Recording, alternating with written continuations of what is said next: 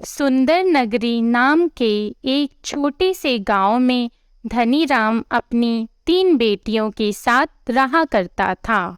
उसकी सबसे छोटी बेटी बहुत ही सुंदर और गुणवान थी। धनीराम अपनी दोनों बेटी उषा और पीकू से भी ज्यादा प्यार अपनी छोटी बेटी सोना से करता था। धनीराम, अरे कहाँ हो मेरी प्यारी बेटियों? देखो मैं तुम्हारे लिए कितने सुंदर सुंदर उपहार लेकर आया हूँ।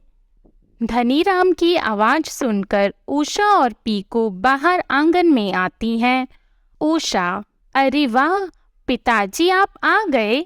दिखाइए तो जरा, आप मेरे लिए मेले में से क्या लेकर आए हैं? धनीराम, यह देखो उषा बेटी, तुम्हारे लिए मैं यह झुमके लेकर आया हूँ। तुम्हें झुमके बहुत पसंद है ना? देखो। उषा, अरे यह झुमके तो बहुत सुंदर है पिताजी, मुझे यह झुमके बहुत पसंद आए, धन्यवाद पिताजी। पीकू, अरे पिताजी आप मेरे लिए क्या लेकर आए हैं? जल्दी से दिखाइए ना, मुझसे तो अब बिल्कुल भी सब्र नहीं हो रहा है, दिखाइए ना पिताजी। धनीराम, अरे हाँ हाँ पीकू बेटा, यह देखो तुम्हारे लिए यह पायल लेकर आया हूँ। मेले में यही सबसे सुंदर पायल थी जो मैंने तुम्हारे लिए खरीद ली। तुम्हें पायल पहनना बहुत पसंद है ना? पीकू, आप मेरे लिए पायल लेकर आए हैं? पायल बहुत सुंदर है पिताजी, लेकिन मुझे तो यह हार पसंद है, क्या मैं इसे ले लूं पिताजी? धनीराम, यह हार तो मैं सोना बिटिया के लिए लेकर आया हूँ, उस पर यह खूब जचेगा। यह सब सुनकर पीकू गुस्से से लाल हो जाती है। तभी सोना अपने कमरे से बाहर आती है। सोना, अरे पिताजी आप आ गए, मेरे प्यारे प्यारे पिताजी, कितनी देर लगा दी आपने आने में। धनीराम, अरे मेरी सोना बिटिया, देखो मैं तुम्हारे लिए मेले में से क्या लेकर आया हूँ। यह देखो, यह हार मैं तुम्हारे लिए लेकर आया हूँ, तुम पर यह हार बहुत सुंदर लगेगा। सोना हार देखकर बहुत खुश हो जाती है। सोना, अरे यह सच में बहुत ही सुंदर है, यह मैं अपनी सहेली पिंकी के जन्मदिन में पहन कर जाऊंगी। आप भी चलेंगे ना पिताजी पिंकी के जन्मदिन पर? धनीराम, नहीं नहीं सोना बिटिया, मैं तुम्हें नहीं ले जा सकता, मुझे जरूरी काम से गांव से बाहर जाना है, इसलिए तुम अपनी दोनों बहनों के साथ ही वहां चले जाना। इसके बाद सोना वो हार लेकर अपने कमरे में चली जाती है और धनीराम भी वहां से चला जाता है। वहां खड़ी उषा और पीकू यह बातें सुन रही होती हैं। पीकू उषा से, देखो उषा दीदी, उस चालाक सोना ने कैसे पिताजी से सबसे सुंदर हार अपने लिए ले लिया। वह सोना और सुंदर हार पहनकर हमें रोज जलाएगी। उषा, हाँ सही कह रही हो तुम, इस सोना ने तो पता नहीं पिताजी पर कौन सा जादू किया है। पिताजी हम दोनों से ज्यादा इस सोना से ही प्यार करते हैं। पीकू अपना सर हिलाते हुए हाँ कहती है। उसके बाद दोनों अपने अपने कमरे में चली जाती हैं। अगली सुबह सोना बहुत ही सुंदर ड्रेस पहनती है और वह हार भी जो सोना के गले की शोभा बढ़ा रहा था और जिसे देखकर उसकी दोनों बहनें उससे चिढ़ रही थी। इसके बाद तीनों बहनें रिंकी के घर जाने लगती हैं। कुछ दूरी पर चलने के बाद, उषा, मुझे लगता है इस जंगल के रास्ते पे चलने पर हम पिंकी के घर जल्दी पहुंच जाएंगे। पीकू, ठीक है तो फिर हम जंगल के रास्ते से ही चलते हैं। सोना, लेकिन यह जंगल तो काफी डरावना है, वहां से जाना क्या सही होगा? गांव के लोग इस जंगल के बारे में तरह तरह की बातें करते हैं। उषा, देखो जंगल कोई डरावना नहीं है, गांव के लोग तो बस ऐसे ही बोलते रहते हैं, तुम्हें अपने दोस्त के जन्मदिन पर जल्दी जाना है कि नहीं? चुपचाप चलो। उषा की फटकार भरी बातें सुनकर सोना चुप रह जाती है और उषा पीकू के साथ जंगल में चलने लगती है। उषा, अरे मुझे तो बहुत प्यास लग रही है, मैं पास ही नदी में से पानी पीकर आती हूँ, तब तक तुम दोनों यहीं खड़े रहना। उषा पानी पीने के लिए चली जाती है। काफी देर होने पर भी उषा वापस नहीं लौटती। पीकू, अरे यह उषा दीदी कहाँ रह गई? तुम यहीं रुकना, मैं उन्हें देख कर आती हूँ, कहीं जाना मत, एक ही जगह रुक कर रहना, ठीक है? क्या समझी?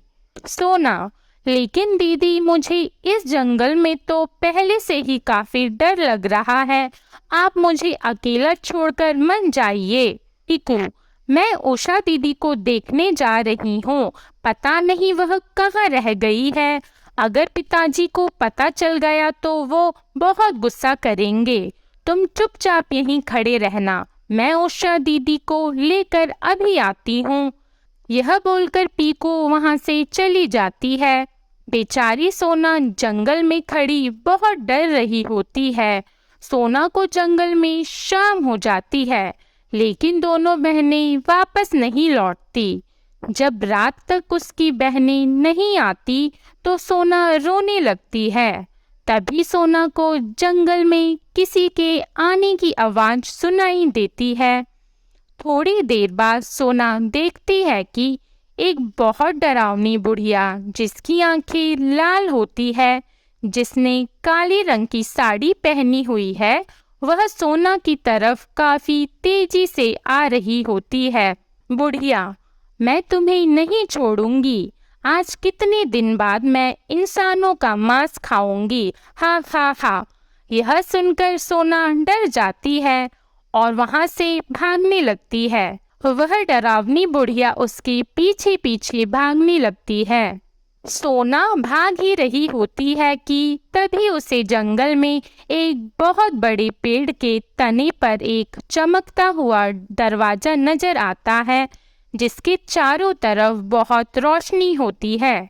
सोना उस चमकते हुए दरवाजे के अंदर चली जाती है। उस दरवाजे के अंदर एक अलग ही दुनिया होती है। वहाँ चारों तरफ सुंदर सुंदर फूल होते हैं और अलग अलग तरह के जानवर भी। बहुत सारे छोटे छोटे सुंदर पेड़ होते हैं और उन सब के बीच एक बहुत बड़ा और विशाल चमचमाता पेड़ होता है, जिसके ऊपर बहुत सुंदर तितलियां बैठी रहती हैं। उस पर रंग बिरंगे फल भी लगे रहते हैं, जो देखने में बहुत सुंदर लग रहे होते हैं। उस विशाल पेड़ के सामने बहुत सुंदर नदी भी होती है। सोना यह सब देखकर हैरान रह जाती है। अरे यह कहाँ आ गई मैं? इतनी सुंदर जगह तो मैंने पहले कभी नहीं देखी। सोना नदी के किनारे बैठ जाती है। थोड़ी देर बाद सोना को प्यास लगती है। जैसे ही वह उस नदी से पानी पीती है, तभी उसे एक आवाज आती है, जादुई पेड़ की नगरी में तुम्हारा स्वागत है। सोना यह आवाज सुनकर चौंक जाती है। एक बार फिर आवाज आती है, जादुई पेड़ की नगरी में तुम्हारा स्वागत है सोना। सोना, कौन है? कौन मुझे पुकार रहा है? सामने आओ जरा। जादुई पेड़, मैं तुम्हारे सामने ही हूँ सोना, मेरा नाम जादुई पेड़ है, कोई यहाँ नहीं आ सकता, सिर्फ वही इंसान यहाँ आ सकता है जिसका हृदय साफ और कोमल होता है। सोना विशाल पेड़ की तरफ देखते हुए, ओ तो यह तुम हो? क्या तुम जादुई पेड़ हो? तुम बहुत ही सुंदर और विशाल हो। क्या तुम मेरी सहायता कर सकते हो विशाल पेड़? मैं यहाँ से घर जाना चाहती हूँ। जादुई पेड़, मुझे सब पता है, तुम्हारी बहनें तुम्हें इस जंगल में छोड़कर चली गई थी। सोना, नहीं, ऐसा नहीं हो सकता, जरूर कोई बात हुई होगी, मेरी बहनें मुझसे बहुत प्यार करती हैं, वो ऐसा नहीं कर सकती। और सोना रोने लगती है। जादुई पेड़, चुप हो जाओ सोना, तुम यहाँ सुरक्षित हो। सोना, हे सुंदर पेड़, क्या मैं अब कभी घर नहीं जा पाऊंगी? जादुई पेड़, नहीं सोना, तुम अपने घर जरूर जाओगी, लेकिन मैं तुम्हें इस जंगल से बाहर नहीं ले जा सकता हूँ। जब कोई भला इंसान मेरी इस नदी का पानी पिएगा तो वही तुम्हें इस जंगल से बाहर ले जा पाएगा। तुम्हें उसका इंतजार करना होगा और जब तक वह नहीं आ जाता तुम्हें इसी जंगल में ही रहना होगा। कुछ देर बाद, सोना, जादुई पेड़, मुझे बहुत भूख लगी है। जादुई पेड़, तुम मेरी टहनियों में से एक पत्ता तोड़ो और आंख बंद करके जो तुम मांगोगी वही सब तुम्हारे सामने होगा। सोना उस पेड़ से एक पत्ता तोड़ती है और आंख बंद करके अपनी इच्छा रखती है। तभी उसके सामने अनेकों तरह तरह के मजेदार पकवान आ जाते हैं। जब भी सोना को भूख लगती है सोना ऐसा ही करती। ऐसे ही जंगल में सोना को बहुत दिन बीत जाते हैं। सोना रोज किसी के आने का इंतजार करने लगी कि कब कोई आएगा और उसे उसके घर लेकर जाएगा। एक दिन सोना उस विशाल पेड़ की छाया में बैठी थी कि तभी अचानक एक फूल आकर सोना के सिर पर गिरा। जब सोना उस फूल को अपने हाथ में लेती है तो उसमें से 2 तितलियां निकलती हैं। सोना उन तितलियों को देखकर बहुत खुश हो जाती है। वह तितलियां उड़ने लगती हैं। सोना भी उनके पीछे भागने लगती है। सोना तितलियों के पीछे भाग रही होती है कि तभी उसे एक बूढ़े आदमी की रोने की आवाज सुनाई देती है। बूढ़ा आदमी, अरे मुझे बहुत प्यास लगी है, कोई तो मुझे पानी पिलाओ। सोना पास जाकर देखती है कि एक बूढ़ा आदमी एक छोटे से पेड़ के नीचे बैठा रो रहा था। वह दिखने में काफी डरावना था, जो सफेद कपड़े पहने हुए था। सोना उसके पास जाती है। सोना, कौन हो आप और आप रो क्यों रहे हो? बूढ़ा आदमी, मुझे बहुत जोर की प्यास लगी है, मुझे पानी पिलाओ सुंदर लड़की। सोना, लेकिन आप हैं कौन और इस जंगल में कैसे आए? बूढ़ा आदमी, मैं विशालगढ़ का राजा अमर सिंह हूँ। मैं यहाँ एक बार शिकार करने के लिए आया था। मैंने यहाँ इस जंगल में एक भालू देखा था और उसे अपने तीर से घायल कर दिया। लेकिन वह कोई साधारण भालू नहीं था, बल्कि एक तपस्वी था जो भेष बदलकर तपस्या कर रहा था। उसने मुझे श्राप दिया और मैं एक सुंदर राजकुमार से एक बुरी शक्ल का बूढ़ा इंसान बन गया। तभी से मैं इस जंगल में कैद हूँ। मैं कई सालों से बहुत प्यासा हूँ, मुझे पानी चाहिए, लेकिन मैं इस पेड़ के नीचे से उठ नहीं सकता। ना जाने मुझे कब इस हालत से मुक्ति मिलेगी। क्या तुम मुझे पानी पिला सकती हो? सोना, हाँ, मैं अभी पानी लेकर आती हूँ।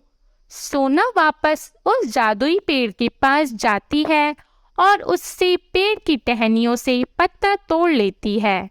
विशाल पेड़ के चौड़े पत्ते में पानी भरती है और उस बूढ़े आदमी के पास जाती है।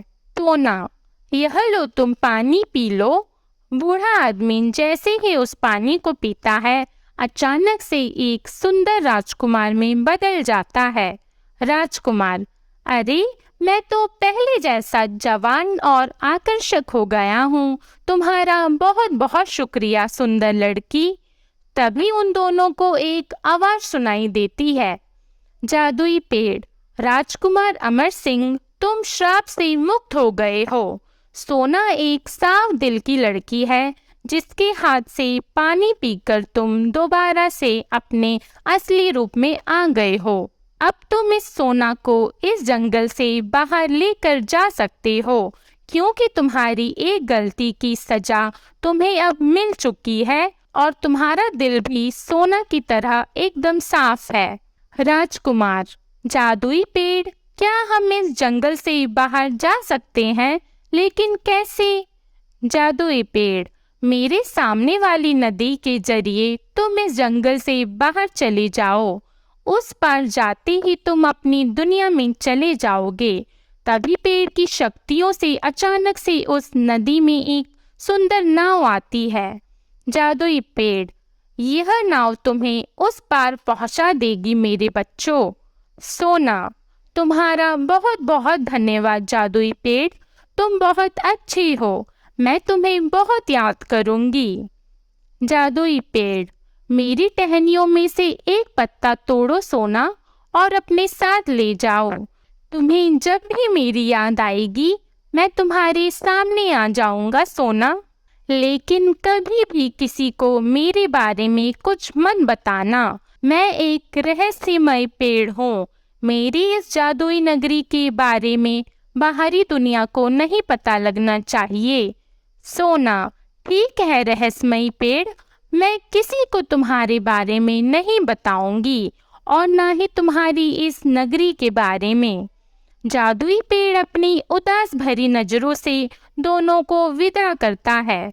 उसके बाद वो दोनों नाव में बैठते हैं और वापस अपने गांव में आ जाते हैं। वो राजकुमार सोना को उसके घर छोड़ने जाता है। धनीराम अपने घर में उदास बैठा रहता है। धनीराम सोना को देखकर, अरे मेरी प्यारी बेटी, तुम आ गई। कहाँ चली गई थी जंगल में अपनी बहनों को छोड़कर? मैंने तुम्हें कितना ढूंढा। सोना को देखकर उसकी बहन हैरान रह जाती है। पीकू, अरे उषा दीदी, यह वापस कैसे आ गई?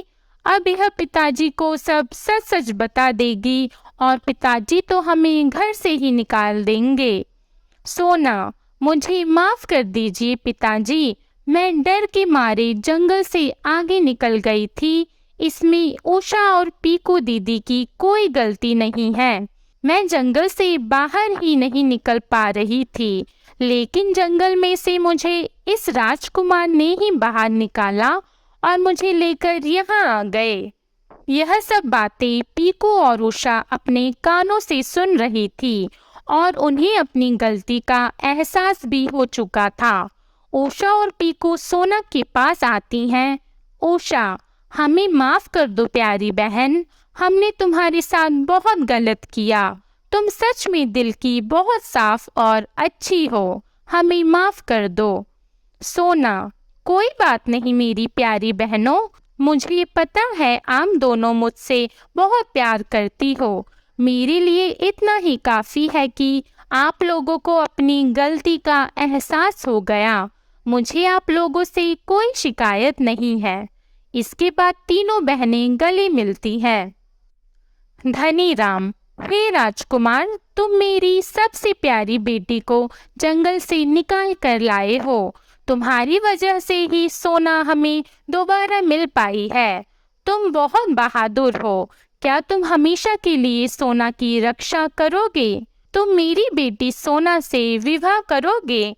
हाँ, क्यों नहीं, मैं सोना से ही विवाह करूँगा। सोना बहुत ही साफ दिल की और अच्छी लड़की है। यह मेरे लिए सौभाग्य की बात होगी अगर सोना मेरी पत्नी बनेगी। इसके बाद बड़े धूमधाम से सोना और उस राजकुमार की शादी की जाती है और सोना हंसी खुशी राजकुमार के साथ उसके महल में रहने लगती है। आपको हमारी कहानी कैसी लगी कमेंट करके ज़रूर बताइएगा और हमारी वीडियो को लाइक और ऐसी अन्य कहानियों के लिए हमारे चैनल घर घर की कहानी को सब्सक्राइब कीजिएगा। धन्यवाद।